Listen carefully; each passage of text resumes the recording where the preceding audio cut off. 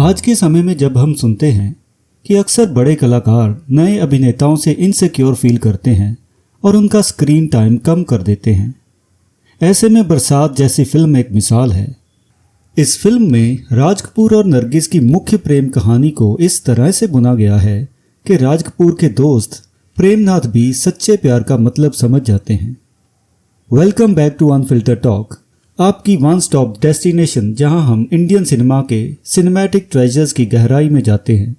आज हम 1949 में वापस चलेंगे जब वह ब्लॉकबस्टर फिल्म रिलीज हुई थी जिसने राज कपूर को शोमैन ऑफ बॉलीवुड बना दिया था। जी हाँ, हम बात कर रहे हैं बरसात की, एक ऐसी फिल्म जिसने न केवल सिनेमैटिक हिस्ट्री रची बल्कि प्यार, इंतज़ार और दर्द को अमर कर दिया।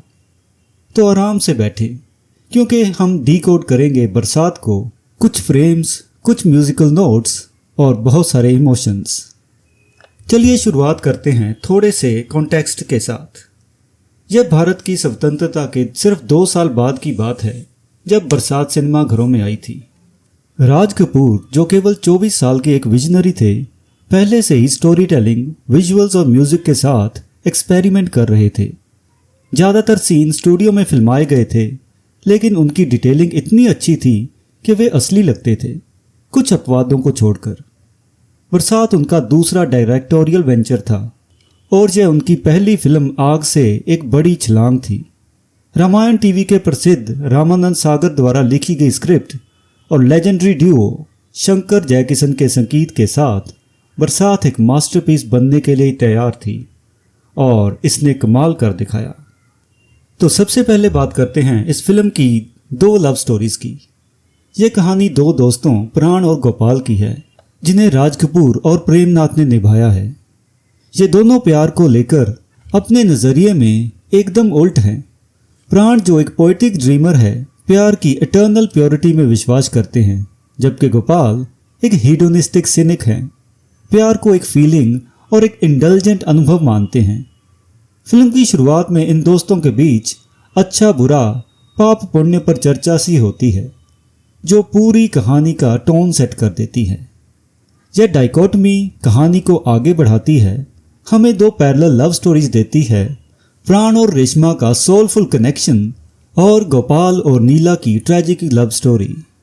गोपाल आपके लिए यहाँ पे एक क्विंटेसेंशियल प्लेबॉय बना है जो नीला की भावनाओं के साथ खिलवाड़ करता है, लेकिन प्राण, वह उससे उल्ट एक क्विंटेसेंशियल रोमांटिक है, ऐसा इंसान जो आपके दिल को वायलिन के सुरों से छू लेगा, हाथ पकड़ने से भी पहले। और सच कहिए तो राज कपूर की इंटेंस गेज और नरगिस की इनोसेंट चार्म को कौन नज़रअंदाज कर सकता है। फिल्म देखते वक्त मैंने सोचा, प्राण गोपाल का दोस्त क्यों है? क्या ये दोनों असल में एक ही किरदार हैं जिन्हें 2 एक्टर्स निभा रहे हैं?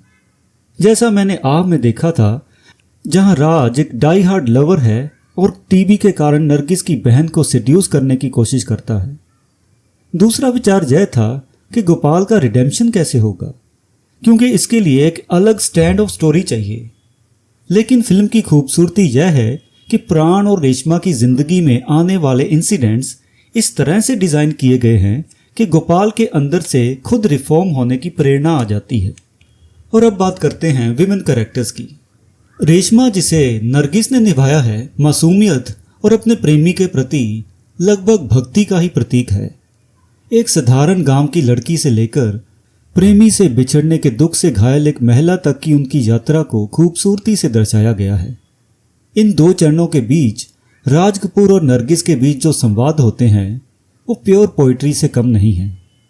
शुरुआत में वह सिर्फ यह जानती है कि वह राज की ओर आकर्षित है। राज उसे सिखाते हैं कि प्यार का क्या मतलब है और उसे महान प्रेम कहानियों से प्रेरित करते हैं।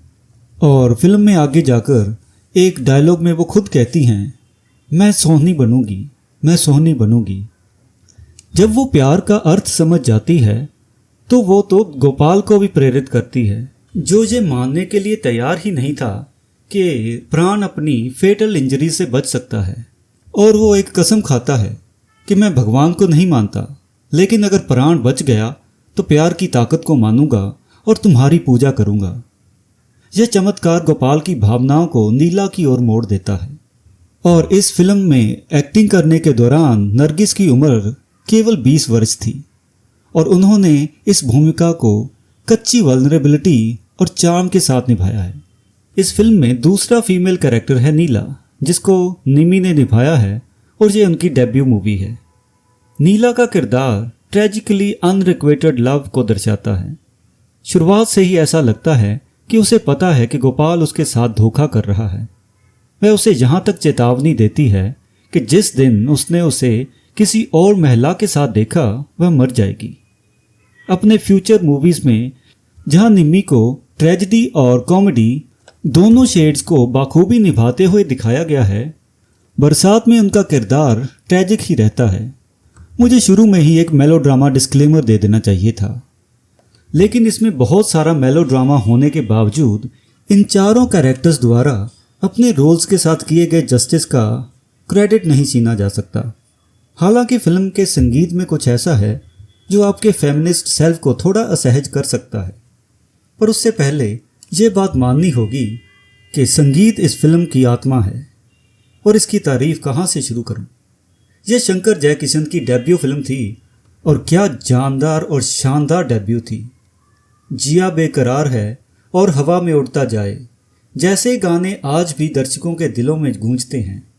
लता मंगेशकर की एथेरियल आवाज़ और हॉन्टिंग मेलोडीज़ ने बॉलीवुड म्यूज़िक के लिए गोल्ड स्टैंडर्ड सेट कर दिया। एक पल के लिए रुककर इस बात की सराहना करें कि कैसे हर गाना कहानी को आगे बढ़ाता है। शैलेंद्र और हसरत जयपुरी के लिखे लिरिक्स कहानी में पोइट्री बुनते हैं, जिससे संगीत फिल्म की इमोशनल बैकबोन बन जाता है। और अब बात फेमिनिज्म की। प्राण का वायलिन रेशमा पर ऐसा मेस्मराइजिंग इन्फ्लुएंस डालता है कि वह सब कुछ भूल जाती है और खुद को रोक नहीं पाती और उसकी तरफ भागते भागते उसके पैरों में गिर जाती है, और यह फिल्म में कई बार होता है। हालांकि फिल्म का संगीत क्लब में किए गए कैबरे पर एक स्टेरिकल टेक भी पेश करता है, जब मुकेश अपने गाने के सब्जेक्ट की लगभग सेल्फ पैरोडी करते हुए वो गाना गाते हैं, पतली कमर है तिरछी नज़र है। और अब बात करते हैं विजुअल्स की और सिंबलिज्म की। विजुअली बरसात बेहद स्टनिंग मूवी है। सिनेमेटोग्राफर जल मिस्त्री की लाइटिंग और ड्रामेटिक फ्रेमिंग ने नैरेटिव को एक अलग ऊंचाई दी है। धुंधले पहाड़, शैडोई इंटीरियर्स और उमड़ते हुए बादल, ये सब एक उदासी भरा मूड तैयार करते हैं जो कैरेक्टर्स के अंदरूनी टर्मोइल को दर्शाता है। फिल्म में एक आइकॉनिक सीन है जब रेशमा नदी पार करती है और उसके पिता रस्सी काट देते हैं। यह सीन कई मायनों में महत्वपूर्ण है। रेशमा सचमुच सोहनी बन चुकी है और अपने पिता द्वारा नाव तोड़ने के बाद प्राण से मिलने के लिए नदी में कूद जाती है और एक रस्सी के सहारे दूसरे किनारे तक पहुंचना चाहती है। उसके पिता यह सब अपनी इज्जत बचाने के लिए करते हैं, क्योंकि उन्हें लगता है कि सभी परदेसी पहाड़ी लड़कियों को धोखा ही देते हैं। यह सीन केवल रेशमा के नदी पार करने का नहीं है, यह मासूमियत की सीमा से प्यार और बलिदान के तूफानी पानी में प्रवेश करने का सिंबल है। बरसात का हर फ्रेम मानो पोइट्री इन मोशन हो। और चलिए अब बात करते हैं इस फिल्म की लेगेसी के बारे में। बरसात सिर्फ एक फिल्म नहीं थी, यह एक फिनोमिनन थी। इसने आरके स्टूडियोज़ की स्थापना की और हमें आरके का वो आइकॉनिक लोगो मिला जिसने राज कपूर और नरगिस की जोड़ी को अमर कर दिया। इसने इंट्रोस्पेक्टिव सिनेमा की राह भी खोली जो कॉम्प्लेक्स फीलिंग्स और रिलेशनशिप्स को एक्सप्लोर करती थी। वह लोगो राज कपूर और नरगिस की सिलुएट टाइमलेस रोमांस का प्रतीक बन गया। आज भी यह बरसात की मैजिक का रिमाइंडर है। तो फाइनली हम कह सकते हैं कि बरसात एक फ्लॉड, मेसी और ब्यूटीफुल फॉर्म्स के बीच प्यार का एक उत्सव है।